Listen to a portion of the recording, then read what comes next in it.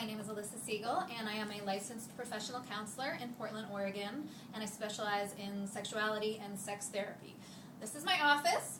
This is where I do most of my group work and some family work. And then back here is where I do most of my individual and couples counseling.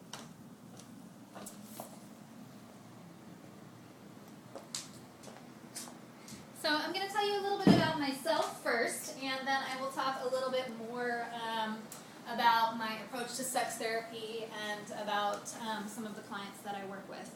My master's degree is in counseling. My bachelor's degree is in psychology. Sexuality has always been a particular interest of mine. I am a contributing writer on a book that's going to be released this fall called Intelligent Lust. That is a very sort of open, sex-positive exploration of people's fantasies and desires. It provides steps to help you use that material to create a more meaningful sex life and just sort of a more satisfying life in general. I'm also working on a proposal right now for a book that deals with women's sexuality a little bit more specifically and about breasts in particular.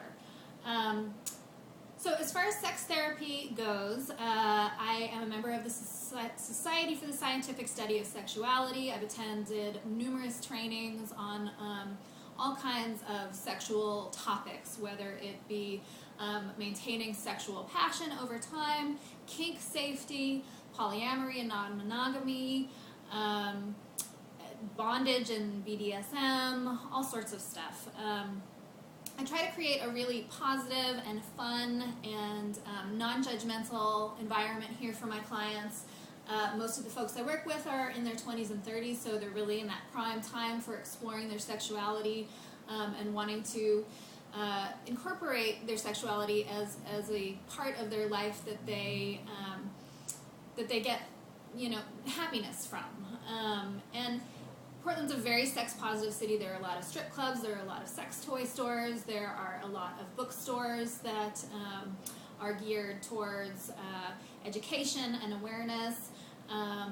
And so I'm working with a group of people here for the most part that come in with some assertiveness and some awareness and are mostly trying to sort of figure out how to make that work in their lives to create either monogamous or non-monogamous relationships that can be lasting over time. So just for an example, I work quite a bit with folks from the polyamorous community. I also work quite a bit with folks from the queer community. These tend to be people who have already done quite a bit of thinking about what sex means to them and what their gender and what their sexual identity is all about.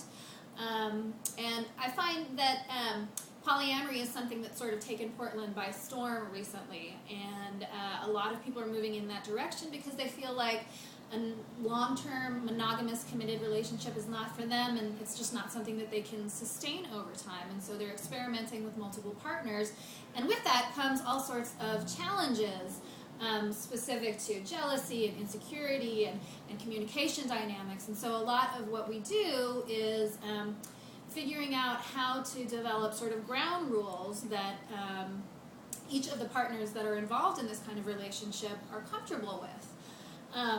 And that can take quite a bit of time, and sometimes people don't know exactly what they are comfortable with and what works for them until they have an opportunity to sort of play that out.